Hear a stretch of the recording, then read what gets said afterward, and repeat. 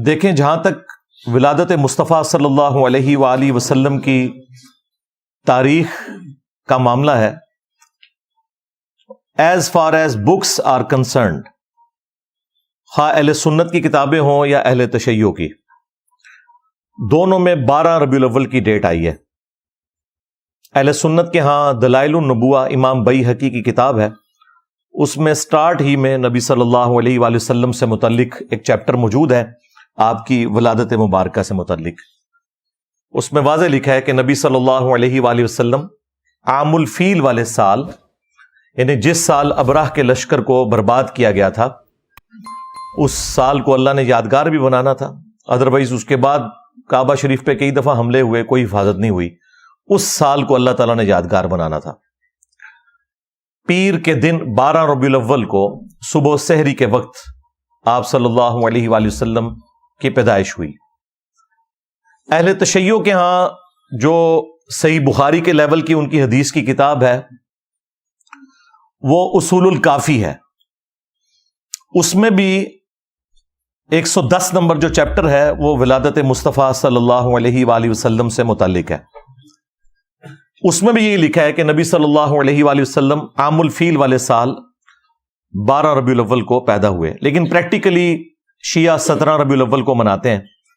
امام خمینی نے اس جھگڑے کو ختم کرنے کے لیے وہ پورے کا پورا ویک ہی ایران میں ربیع الاول سے ریلیٹڈ ولادت مصطفیٰ صلی اللہ علیہ وآلہ وسلم کے کانٹیکسٹ میں ڈکلیئر کر دیا ہے تاکہ یہ 12 اور 17 کا جھگڑا نہ ہو، ادروائز کتابیں تو 12 ربیع الاول بتاتی ہیں۔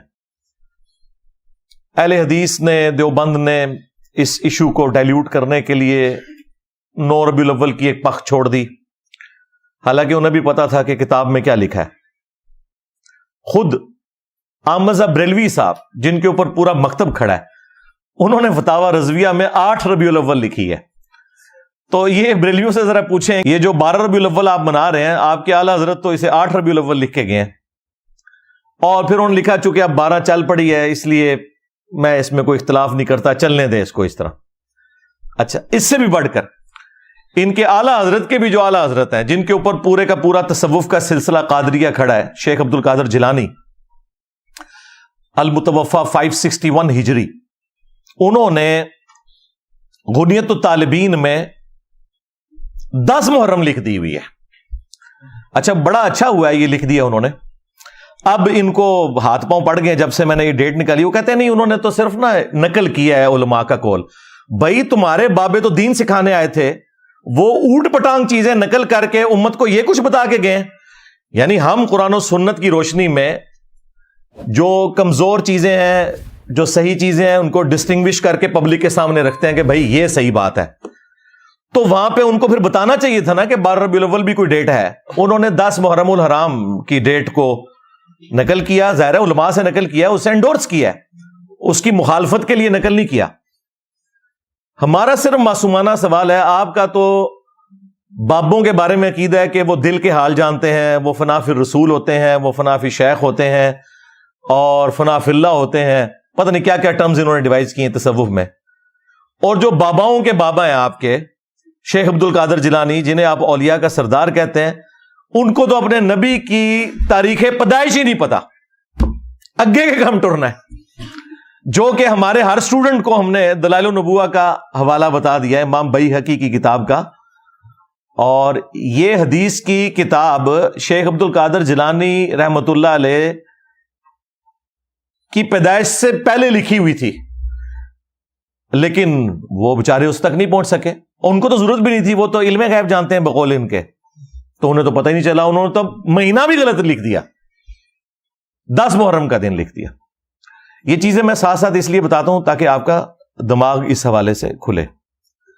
باقی جو ربیع الاول شریف کے حوالے سے سیلیبریشنز ہیں آج کل جو پوری دنیا میں مروجہ ہیں،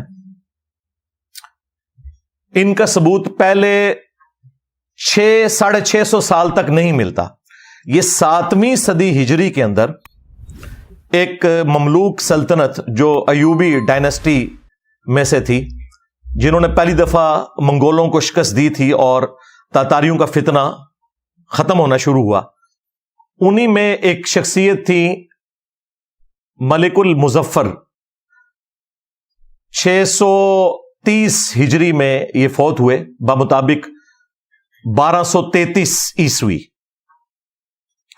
یعنی آپ سمجھ لیں آج سے آلموسٹ 800 سال پہلے. آج 1445 ہجری چل رہا ہے.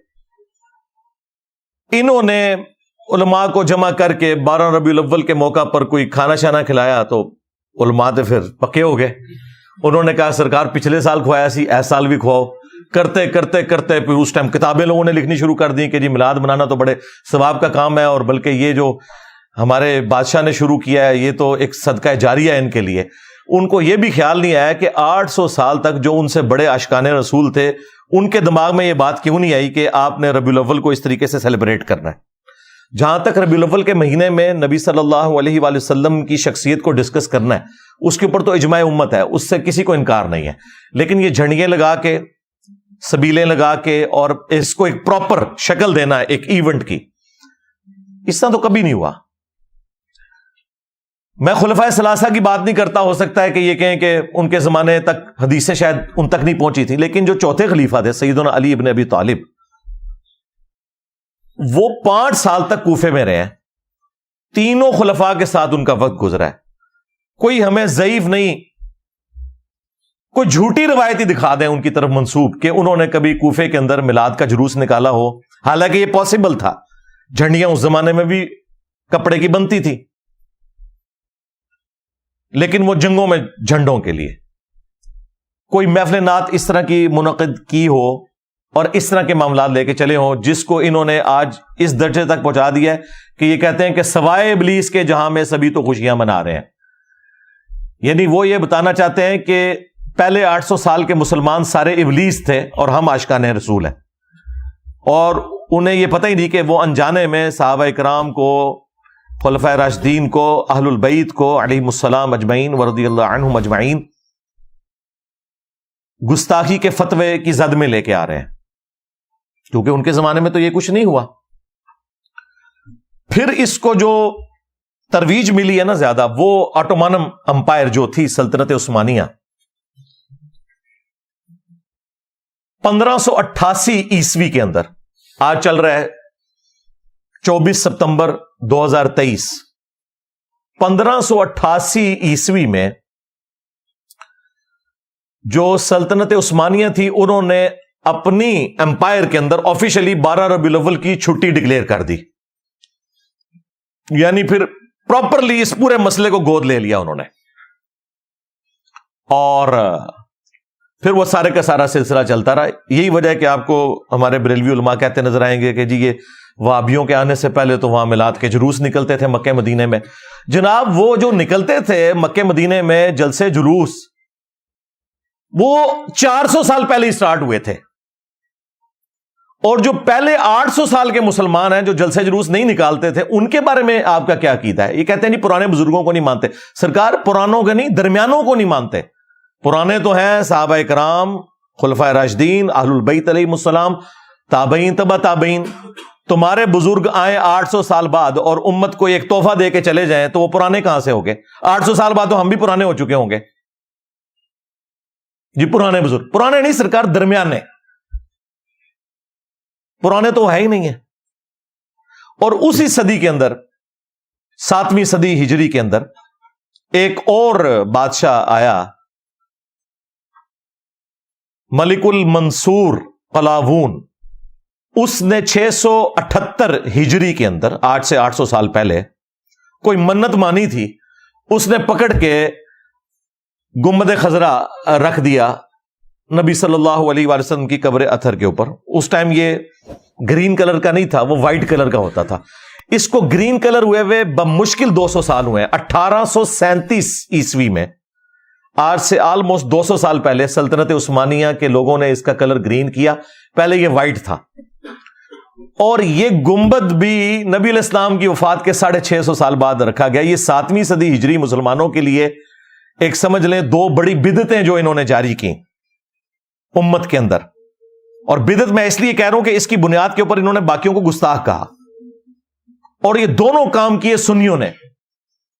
میں نے اپنی کسی پرانی ویڈیو میں یہ بیان کیا تھا کہ یہ جو گنبد ہے یہ شیعہ حاکم نے رکھا تھا، تو اس پہ پھر میں نے اسی وقت رجوع ریکارڈ کروایا تھا کہ وہ شیعہ حاکم نہیں تھا، وہ بھی یہ ایوبی ڈائنسٹی کا ہی مملوک امپائر کا ایمپرر تھا، ملک المنصور۔ یہ دونوں کام سنیوں نے کیے میں، مروجہ میلاد کا سلسلہ شروع کرنا، اب شیعہ نے بھی ادھار لے لیا وہ سنیوں سے، وہ بھی کر رہے ہیں، اور دوسرا یہ گنبد خضرا رکھنا، حالانکہ نبی الاسلام کے زمانے سے پہلے، آپ کی پیدائش سے بھی 35 سال پہلے آیا صوفیہ کا گنبد بنا ہوا ہے۔ یہ جو استنبول کے اندر آیا صوفیہ جو اب اردوغان نے کھول دیا ہے اور وہاں پہ جمعے کی نماز بھی ہوتی ہے اور عام دنوں میں میوزیم، یہ نبی الاسلام کی پیدائش سے بھی 35 سال پہلے کا بنا ہوا ہے۔ کتنا بڑا گنبد ہے، یعنی ٹیکنالوجی موجود تھی۔ حضرت عمر کے دور میں آج کے اربوں ڈالرز جزیہ ملتا تھا رومن امپائر سے مسلمانوں کو، وہ تو سونے کا گنبد بنا کے قبر رسول پہ رکھ سکتے تھے۔ ان کو تو کسی کے دماغ میں یہ بات نہیں آئی ہے یہ کوئی نبی الاسلام کی عزت افزائی ہے کہ یہاں پہ گنبد رکھے۔ انہیں پتا تھا، صحیح مسلم میں حدیث ہے، میں تمہیں منع کرتا ہوں قبروں کو پکا کرنے سے، قبروں پر عمارت بنانے سے اور قبروں پر بیٹھنے سے۔ وہ اس کو نبی الاسلام کی گستاخی شمار کرتے تھے، اور سیم یہی گستاخی شمار کی گئی جب پہلی دفعہ گنبد رکھا گیا، اور جس بندے نے مشورہ دیا تھا وہ کچھ عرصے بعد معزول ہو گیا، تو لوگ یہ باتیں کرتے تھے کہ اس سے سزا ملی ہے جو اس نے الٹے کام کا مشورہ دیا تھا، اور آج اس کے اوپر بات کریں تو گستاخی رسول کہتے ہیں آپ کو۔ میرے سوا تو کسی کی جرت نہیں، وہابی کسی کی جرت نہیں کہ بات کر جائے، باقی تو شاہی کوئی نہیں۔ تو میں نے کہا خدا کے لیے دنیا میں جتنے مزارات نبی علیہ السلام کی مخالفت پہ بنائے گئے ہیں، اس کی بنیاد انہوں نے یہاں سے پکڑی ہے۔ یہ آپ کا کام تھا نا کہ جہاں آپ نے باقی مزارات جو ہیں وہ ختم کیے، اس گنبد خضرا کو بھی اتار لیتے ہیں۔